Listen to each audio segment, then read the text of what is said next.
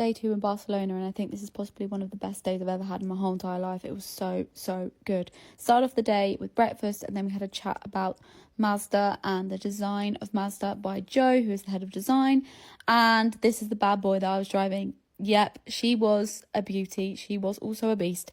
And we started the journey. We were driving through the Spanish countryside. So many stunning views. And I have to say, it was a little bit tricky getting used to driving on the other side of the road, but also I actually kind of found it quite easy, mainly because the car was actually automatic, so it made it 10 times easier. But look at these views. Like, what the hell? Can you believe these exist? I was driving around and I was just thinking, how do these beautiful views exist? There is a lot of car shots in this because I did have to create content for this trip, and I just had to include them because, do you know what? Like, you need to see this content that I created because I spent a lot of time creating it with Sherry, who did actually film all these clips for me because I was obviously driving and I wasn't filming these clips. But anyway, we were driving through the countryside, and then we arrived at this gorgeous vineyard where we had lunch. Lunch was sensational. And then we had a little colour workshop talking about colours and how to create like colours from natural things and whatnot.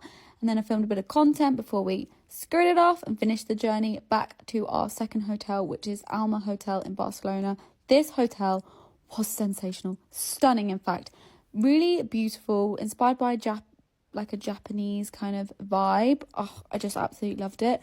This is the bathroom, and then very quickly had to get ready before we headed to Compartir for dinner. This place is sensational if you want to try, like, oh my god, the food was insane. I can't even express how good the food was. There were so many courses, so many amazing things to eat.